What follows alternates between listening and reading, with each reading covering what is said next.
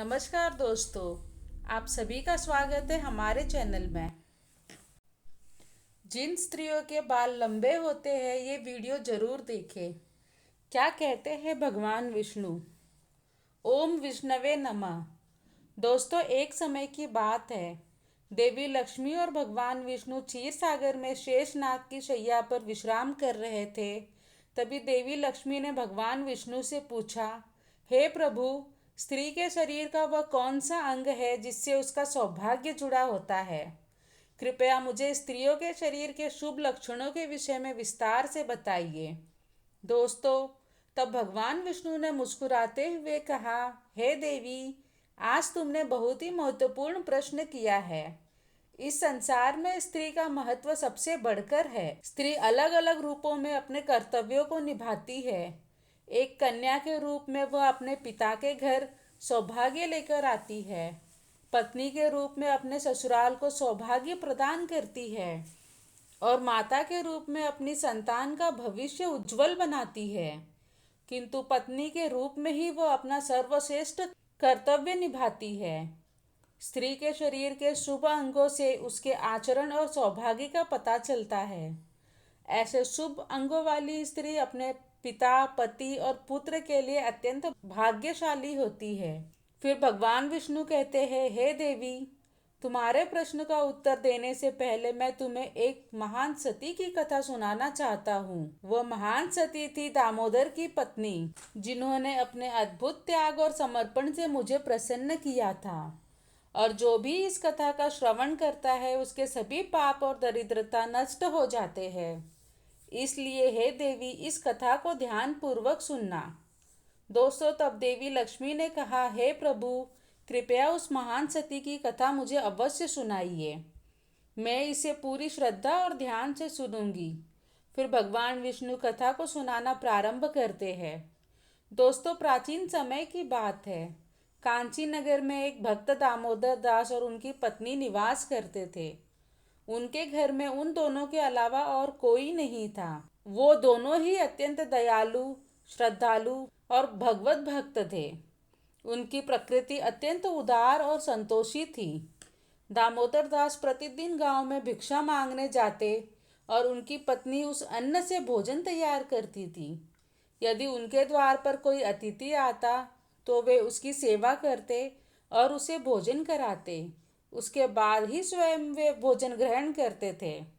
यदि कोई अतिथि नहीं आता तो वे पशु पक्षियों को उनके हिस्से का भोजन देकर भगवान का नाम लेते हुए प्रेम पूर्वक भोजन करते थे। उनके मन में किसी के प्रति द्वेष या अहंकार नहीं था। भिक्षा में जो भी मिल जाता उसी में वे संतुष्ट रहते, कभी अधिक की कामना नहीं करते। यदि किसी दिन भिक्षा में कुछ न मिलता तो भी वे ईश्वर को धन्यवाद कहते हुए शांति से केवल जल पीकर सो जाते थे। उनके जीवन में असंतोष और अशांति का कोई स्थान नहीं था। उनका भगवान पर दृढ़ विश्वास और अपार श्रद्धा थी। इसलिए उन्होंने कभी अपनी गरीबी के लिए भगवान को दोष नहीं दिया। दोस्तों, फिर एक दिन की बात है जब दामोदर दास भिक्षा मांगने निकले, लेकिन दिन भर द्वार द्वार भटकने पर भी किसी ने उन्हें भिक्षा नहीं दी, जिससे अन्न का एक दाना भी न मिलने से वे निराश होकर घर लौट आए। फिर उन्होंने अपनी पत्नी से कहा, हे प्रिय, आज तो भिक्षा में कुछ भी नहीं मिला। लगता है आज भूखे ही सोना पड़ेगा। शायद यही प्रभु की इच्छा है। इतने में उनके द्वार पर एक अतिथि आ पहुंचा और आवाज लगाई, घर में कोई है? मैं अतिथि हूँ और बहुत भूखा हूँ। खाने के लिए कुछ दीजिए। मैं बड़ी आशा लेकर आपके द्वार पर आया हूँ। दोस्तों, फिर दामोदर दास ने देखा कि द्वार पर एक वृद्ध, दुर्बल और भूखा व्यक्ति खड़ा है।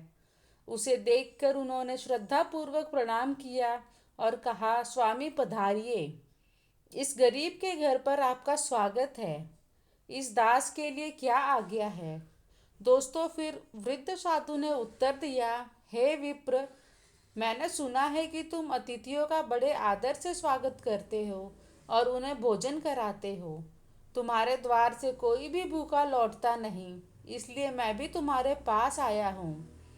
तुम भगवान विष्णु के बड़े भक्त हो, इसलिए मुझे विश्वास है कि तुम मुझे खाने के लिए कुछ न कुछ अवश्य दोगे, इसलिए मैं मुट्ठी भर अन्न पाने के लिए तुम्हारे द्वार पर आया हूँ। कृपा करके मेरी भूख मिटाओ, मैं भूख से अत्यंत व्याकुल हो रहा हूँ। फिर कई दिनों से मैंने भोजन नहीं किया है, मेरे अंदर अब चलने फिरने की भी शक्ति नहीं है। यदि मुझे अन्न नहीं मिला तो मैं तुम्हारे द्वार पर ही प्राण त्याग दूंगा। दोस्तों, तब वे उस बूढ़े साधु को ऐसे वचन सुनकर दामोदर दास को बहुत दुख हुआ। फिर दामोदर दास ने उस बूढ़े साधु को सहारा देते हुए घर के अंदर बुलाया। फिर दामोदर ने अपनी पत्नी से कहा, हे प्रिय, घर पर अतिथि आए हैं, उनके लिए भोजन का प्रबंध करना होगा। तब यह सुनते ही दामोदर की पत्नी ने कहा, हे स्वामी, घर में मिट्टी की फूटी हुई खाली हांडी के अलावा कुछ नहीं है। घर में अन्न का एक दाना भी नहीं है। हमें तो भूखा रहते हुए 2 दिन बीत गए हैं। अब इस अतिथि को हम क्या खिलाएंगे? आज भी आप भिक्षा में कुछ भी नहीं लाए हैं। दोस्तों, तब दामोदर कहने लगे, हे प्रिय, यह बूढ़े साधु अत्यंत भूखे हैं, चलने में असमर्थ है। यह बूढ़े सौभाग्य से हमारे घर पधारे हैं। यदि हम अपने घर पर आए अतिथि की सेवा नहीं करेंगे तो हमें महापाप लगेगा। अतिथि को हम घर से भूखा नहीं भेज सकते। फिर दामोदर की पत्नी मन ही मन भगवान से प्रार्थना करते हुए कहने लगी, हे गोविंद, इतनी कठोर परीक्षा क्यों ले रहे हैं? फिर अगले ही क्षण उस सती के मन में एक योजना आई और वह बड़ी प्रसन्न हुई, जिससे उसने अपने पति से कहा, हे नाथ, आप चिंता ना कीजिए, आज अतिथि की सेवा बड़े प्रेम से होगी। आप आइए, पड़ोस से कैंची लेकर आइए। दोस्तों, तब दामोदर को यह सुनकर बड़ा आश्चर्य हुआ। वे तुरंत पड़ोस से एक कैंची लेकर आ गए और बोले, हे प्रिय, यह लो कैंची, अब बताओ इस अतिथि की सेवा कैसे होगी? तब दामोदर की पत्नी ने कहा, हे स्वामी, आप इस कैंची से मेरे केश काट दीजिए। यह सुनकर दामोदर चौंक गए और बोले, हे देवी, स्त्री के केश उसके सबसे बड़े आभूषण होते हैं। बिना केश के स्त्री का सौभाग्य और चरित्र भी नष्ट हो जाता है। लंबे केश ही स्त्री की सुंदरता के प्रतीक होते हैं। मैं यह पाप नहीं कर सकता। तब पत्नी ने जोर देते हुए कहा, हे स्वामी, आप चिंता न करें, शायद यही प्रभु की इच्छा है। आप निसंकोच होकर मेरे केश काट दीजिए। दोस्तों, फिर दामोदर ने कांपते हुए हाथों से चारों ओर के केश छोड़कर बीच के सारे केश काट लिए। फिर पत्नी ने कटे हुए केशों से एक डोरी बनाई और कहा, हे स्वामी, आप इस डोरी को लेकर बाजार जाइए और इसे बेचकर भोजन की सामग्री लेकर आइए। दोस्तों, तब दामोदर ने डोरी बेच दी और उसे प्राप्त धन से चावल, दाल, आटा, घी, चीनी और सब्जी आदि आवश्यक सामग्री खरीद ली। फिर घर लौट उनकी पत्नी ने प्रेम पूर्वक रसोई बनाई और उन्होंने घर आए बूढ़े अतिथि का आदर पूर्वक भोजन परोसा। तब साधु ने भोजन करते हुए परोसा गया सारा खाना खा लिया। जब पत्नी ने फिर से थोड़ा खाना परोसा तो साधु ने धीरे धीरे पूरी रसोई समाप्त कर दी। भोजन के बाद वह साधु बोला, तुम दोनों की सेवा से मैं बहुत प्रसन्न हूँ। अनेक दिनों बाद इतना भोजन मिला है। तुम दोनों की प्रशंसा जो सुनी थी वह सही है, किंतु अब मेरा शरीर बूढ़ा हो चुका है। आज मैं यही विश्राम करूँगा। शाम को केवल एक मुट्ठी चावल से काम चल जाएगा। फिर दामोदर ने कहा, जो आज्ञा महाराज, आप विश्राम कीजिए, मैं शाम के भोजन का प्रबंध करता हूँ। दोस्तों, फिर दामोदर ने अपनी पत्नी से कहा, प्रिय, अब संध्या के भोजन का क्या होगा? सामग्री तो खत्म हो गई है। तब पत्नी ने मुस्कुराकर कहा, हे स्वामी, चिंता की क्या बात है, मेरे केश अभी भी बाकी है। आप फिर से मेरे केश बेचकर सामग्री ले आइए।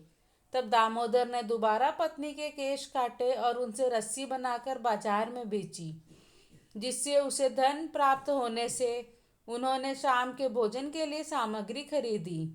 फिर पत्नी ने शाम को भोजन बनाया और साधु को प्रेम पूर्वक परोसा। साधु ने फिर धीरे धीरे सारा भोजन खा लिया। भोजन के बाद वह साधु बोला, आज बहुत थक गया हूँ, रात यहीं सो जाता हूँ, सुबह होते ही चला जाऊंगा। तब दामोदर ने कहा, जो आपकी इच्छा। महाराज, आप यहीं विश्राम करें। वह बूढ़ा अतिथि दामोदर के घर पर ही विश्राम करने लगा। दामोदर और उनकी पत्नी दोनों ही उस वृद्ध अतिथि की सेवा में लग गए।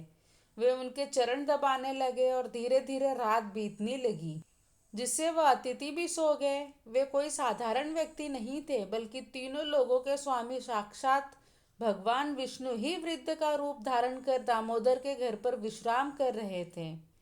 पत्तों के बिस्तर पर सोकर उन्हें अद्भुत शांति और सुख का अनुभव हो रहा था।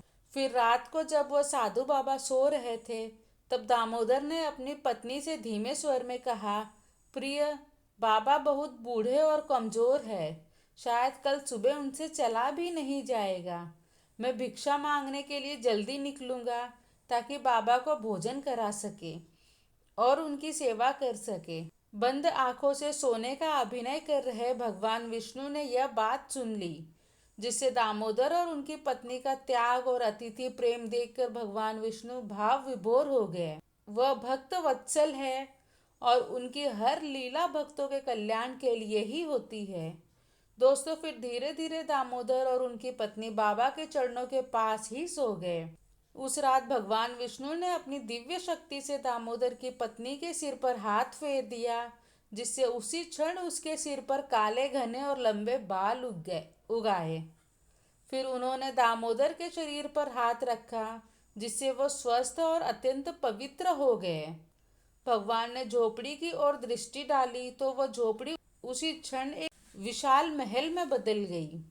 महल में अनगिनत रत्न, सोना, मणि और मोती एकत्रित हो गए।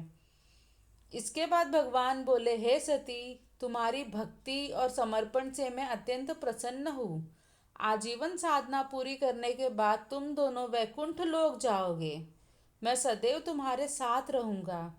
इतना कहकर भगवान विष्णु अंतर ध्यान हो गए।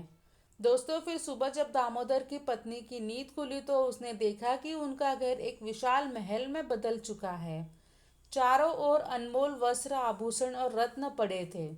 उसने तुरंत अपने पति को जगाया। तब दामोदर ने यह सब देखकर अपनी आंखों पर विश्वास नहीं किया। उसके बाद वे दोनों आश्चर्यचकित होकर सोच में पड़ गए। दोस्तों, फिर दामोदर ने कहा, प्रिय, हमारे घर आए वह बूढ़े साधु कहाँ चले गए? उन्होंने चारों ओर देखा, लेकिन बाबा कहीं नहीं मिले। तब दामोदर ने प्रसन्न होकर कहा, वे कोई साधारण अतिथि नहीं थे, वे साक्षात भगवान विष्णु थे। यह सारी विभूति उन्होंने हमारी भक्ति और प्रेम से प्रसन्न होकर हमें दी है। दोस्तों, इधर भगवान विष्णु ने देवी लक्ष्मी को यह समझाया कि स्त्री के लंबे बाल उसके सौभाग्य और पवित्रता का प्रतीक होते हैं। दामोदर की पत्नी ने अपने सबसे कीमती आभूषण, अपने बालों का त्याग किया था, जिससे उनकी भक्ति की परीक्षा पूरी हुई। इस प्रकार भगवान विष्णु ने यह बताया कि सच्ची भक्ति और समर्पण से भगवान को प्रसन्न किया जा सकता है और वे अपने भक्तों को कभी निराश नहीं करते। तो दोस्तों, हम उम्मीद करते हैं कि आपको ये कथा पसंद आई होगी, और यदि आप इस चैनल पर नए हैं तो चैनल को सब्सक्राइब कर वीडियो को लाइक एवं शेयर जरूर करें, ताकि हर वीडियो का नोटिफिकेशन आपके पास पहुंच सके। धन्यवाद।